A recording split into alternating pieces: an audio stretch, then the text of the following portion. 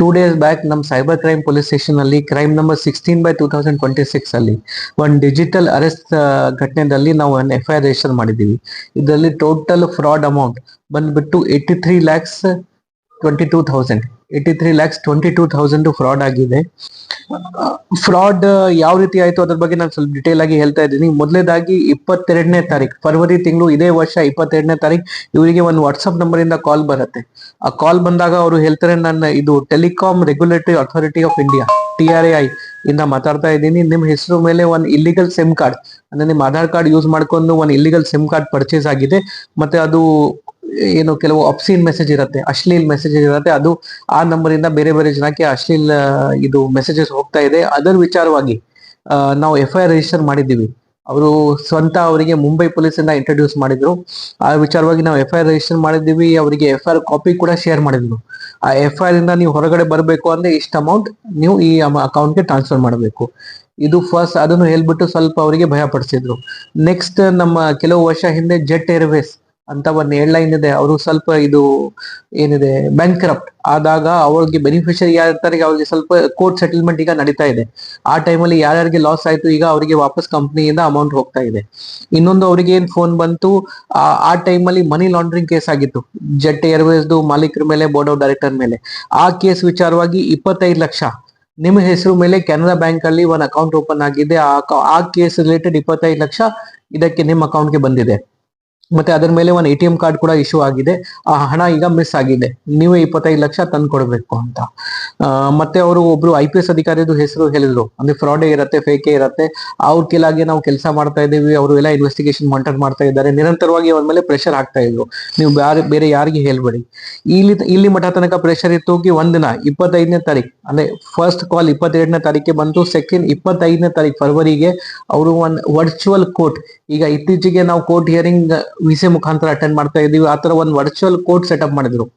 ಅವರು ಅವ್ರ ಫ್ಯಾಮಿಲಿ ಕುಟುಂಬ ಅವರಿಗೆ ಒಂದು ಇದು ವಿಡಿಯೋ ಕಾಲ್ ಮುಖಾಂತರ ಒಂದು ಕೋರ್ಟ್ ಹಿಯರಿಂಗ್ ನೀವು ಅಟೆಂಡ್ ಮಾಡ್ತಾ ಇದ್ದೀರಾ.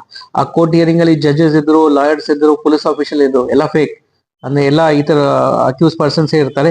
ಆ ಮುಖಾಂತರ ನಿಮ್ಗೆ ಇಷ್ಟು ನಿಮ್ಗೆ ಬೇಲ್ ಸಿಗ್ಬೇಕು, ನಿಮ್ಗೆ ಇಷ್ಟು ಪನಿಷ್ಮೆಂಟ್ ಆಗ್ಬಾರದು ಅಂದ್ರೆ ಇಷ್ಟು ರೊಕ್ಕ ನೀವು ಡಿಪಾಸಿಟ್ ಮಾಡ್ಬೇಕು, ಕೋರ್ಟ್ಗೆ ಡಿಪಾಸಿಟ್ ಮಾಡ್ಬೇಕು ಅಂತ ಮತ್ತೆ ಹೇಳಿದ್ರು. ಮತ್ತೆ ಅವರಿಗೆ ಎಲ್ಲ ಬೇರೆ ಬೇರೆ ಡಾಕ್ಯುಮೆಂಟ್ಸ್, ಕೋರ್ಟ್ ಡಾಕ್ಯುಮೆಂಟ್ ಇರಲಿ, FIR ಡಾಕ್ಯುಮೆಂಟ್ ಇರಲಿ, ಕೇಸ್ ಡಾಕ್ಯುಮೆಂಟ್ ಇರಲಿ, ನಿರಂತರವಾಗಿ ಅವ್ರ ಕಡೆಯಿಂದ ಶೇರ್ ಮಾಡ್ತಾ ಇದ್ರು ವಿಡಿಯೋ ಕಾಲ್ ಮಾಡಿ. ವರ್ಚುವಲ್ ಈಗ ನಾವು ಇತ್ತೀಚೆಗೆ ವರ್ಚುವಲ್ ಹಿಯರಿಂಗ್ ಕೂಡ ಅಟೆಂಡ್ ಮಾಡಬಹುದು, ಫಿಸಿಕಲಿ ಕೋರ್ಟ್ಗೆ ಹೋಗಕ್ಕೆ ಅವಶ್ಯಕತೆ ಇರಲ್ಲ. ಇಷ್ಟೆಲ್ಲ ಹೇಳ್ಬಿಟ್ಟು ಅವರಿಗೆ ಭಯ ಪಡಿಸು, ಸ್ವಲ್ಪ ಕಾನ್ಫಿಡೆನ್ಸ್ ಅವ್ರದ್ದು ತಗೊಂಡು ಅಂದ್ರೆ ಇದು ಎಲ್ಲ ನಿಜ ಇದೆ ಆದ್ಮೇಲೆ ಅವರು ಬ್ಯಾಂಕ್ ಟ್ರಾನ್ಸಾಕ್ಷನ್ ಮಾಡ್ಸಕ್ಕೆ ಸ್ಟಾರ್ಟ್ ಮಾಡಿಸಿದ್ರು.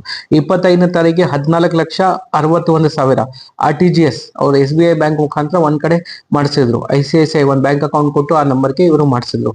ಮತ್ತೆ 6ನೇ ತಾರೀಕಿಗೆ ಸೆಕೆಂಡ್ ಟ್ರಾನ್ಸ್ಫರ್, 6ನೇ ತಾರೀಕು ಮಾರ್ಚ್ 6/3/2026ಗೆ ಅವ್ರ ಹತ್ತಿರ ಏನ್ ಗೋಲ್ಡ್ ಇತ್ತು ಮತ್ತೆ ಕೆಲವು ಇನ್ವೆಸ್ಟ್ಮೆಂಟ್ಸ್ ಇತ್ತು ಸೆಲ್ ಮಾಡಿಬಿಟ್ಟು ಇನ್ನೊಂದು RTGS ಟ್ರಾನ್ಸಾಕ್ಷನ್ 30,61,000 30,61,000. ಇಲ್ಲಿ ತನಕ ಟೋಟಲ್ 45,22,000 ಆಯ್ತು. ಮತ್ತೆ ಇಲ್ಲಿ ತನಕ ಅವರಿಗೆ ಅವರು ವಾಟ್ಸ್ಆಪ್ ಮುಖಾಂತರ ಮಾತಾಡ್ತಾ ಇದ್ದು. ನೆಕ್ಸ್ಟ್ ಸಿಗ್ನಲ್ ಅಂತ ಇನ್ನೊಂದು ಆಪ್ ಇದೆ, ಅಲ್ಲಿ ಸ್ವಲ್ಪ ಟ್ರ್ಯಾಕ್ ಮಾಡೋದು ಇನ್ನೊಂದು ಕಷ್ಟ ಇದೆ. ಆ ಮುಖಾಂತರ ಮಾತಾಡಕ್ಕೆ ಸ್ಟಾರ್ಟ್ ಮಾಡಿದ್ರು.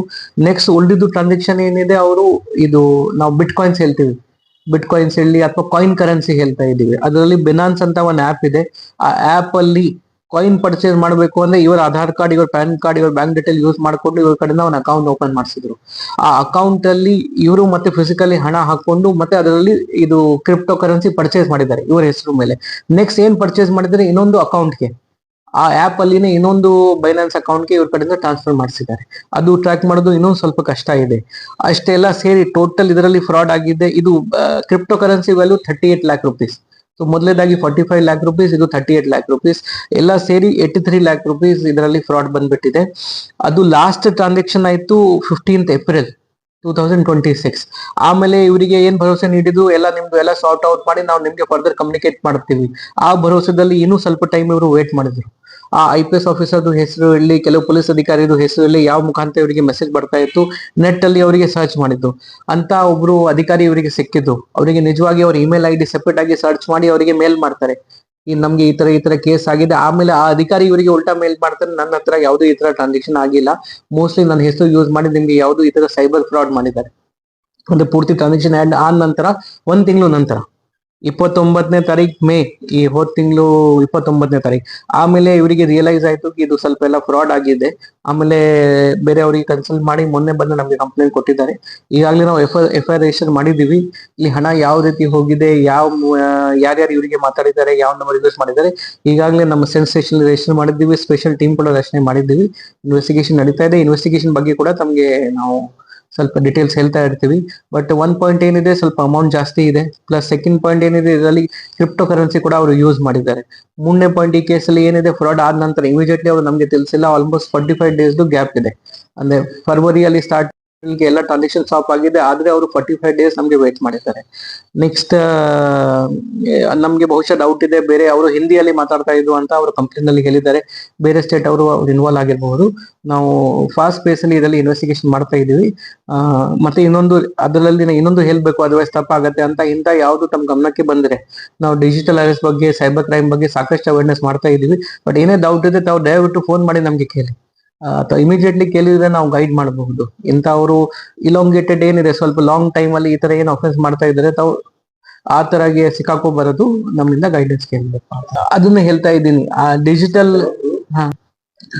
ಈಗ ಏನಾಗಿದೆ, ಇತ್ತೀಚೆಗೆ ಆನ್ಲೈನ್ ಮುಖಾಂತರ, ಇದು ವಿಡಿಯೋ ಕಾಲ್ ಮುಖಾಂತರ ಬೇರೆ ಬೇರೆ ಫ್ರಾಡ್ ಆಗ್ತಾ ಇದೆ. ಡಿಜಿಟಲ್ ಅರೆಸ್ಟ್ ಇತ್ತೀಚೆಗೆ ಸ್ವಲ್ಪ ಕಮ್ಮಿ ಆಗಿದೆ. ಲಾಸ್ಟ್ 2 years ಅಲ್ಲಿ ನೋಡಿದ್ರೆ ತುಂಬಾ ಜಾಸ್ತಿ ಇತ್ತು. ಸೊ ತಮ್ಗೆ ಯಾವ್ದು ಸಸ್ಪಿಷಿಯಸ್ ಕಾಲ್ ಬಂದ್ರೆ, ಯಾವ್ದು ನಂಬರ್ ಇಂದ ವಾಟ್ಸ್ಆಪ್ ಬಂದ್ರೆ, ಯಾವ್ದು ನಾವು ಪೊಲೀಸ್ ಅಧಿಕಾರಿ ಇದ್ದೀವಿ, ತಾವು ಈ ತರ ನಂಬರ್ ಮಾತಾಡ್ಬೇಕು, ತಾವು ಭಯ ಇಲ್ಲದೆ ಇಮಿಡಿಯೇಟ್ಲಿ ಪೊಲೀಸ್ಗೆ, ಸ್ಥಳೀಯ ಪೊಲೀಸ್ಗೆ, ತಾವು ಎಲ್ಲಿ ಇರ್ತೀರ ಆ ಸ್ಥಳೀಯ ಪೊಲೀಸ್ಗೆ ತಾವು ಮಾಹಿತಿ ನೀಡಬೇಕು ಅಂತ ಹೇಳಿದ್ರೆ, ತಾವು ಭಯ ಪಡಬಾರದು. ಏನಿದೆ, ತಾವು ಏನೇ ಸಮಸ್ಯೆ ಬಂದ್ರೆ, ಏನೋ ಲೀಗಲ್ ಇಶ್ಯೂಸ್ ಕೂಡ ಇದ್ರೆ, ಆ ಪೊಲೀಸ್ ಸ್ಟೇಷನ್ ಇಂದ ಆಕ್ಚುಲಿ FIR ಆಗಿದ್ರೆ ಕೂಡ ನಾವು ಅಥಾರಿಟೇಟಿವ್ ಇನ್ಫಾರ್ಮೇಶನ್ ಅಂದ್ರೆ ಕರೆಕ್ಟ್ ಆಧಾರ ಮೇಲೆ ಮಾಹಿತಿ ಕಲೆಕ್ಟ್ ಮಾಡಿ ತಮಗೆ ಕೊಡಬಹುದು. ಅಲ್ಲಿ ಲೀಗಲಿ ಮತ್ತೆ ಏನ್ ಮಾಡ್ಬೇಕು ಅಂದ್ರೆ ಅದು ದಾರಿ ಸಿಗತ್ತೆ. ಬಟ್ ಸುಮ್ನೆ ಭಯ ಪಟ್ಟು ಬಿಟ್ಟು ಅವ್ರು ಏನ್ ಹೇಳ್ತಾರೆ, ಏನೋ ಫೈನಾನ್ಷಿಯಲ್ ಟ್ರಾನ್ಸಾಕ್ಷನ್ ಮಾಡೋದು ಮತ್ತೆ ಗೊತ್ತಾಗ್ಬೇಕು ತಪ್ಪಾಗಿದೆ, ದಯವಿಟ್ಟು ಅದನ್ನು ಮಾಡಬೇಡಿ. ಇದ್ರ ಬಗ್ಗೆ ತಾವು ಟೈಮ್ಲಿ ಹೆಲ್ಪ್ ಕೇಳಿ ಅಷ್ಟೇ ಸರ್.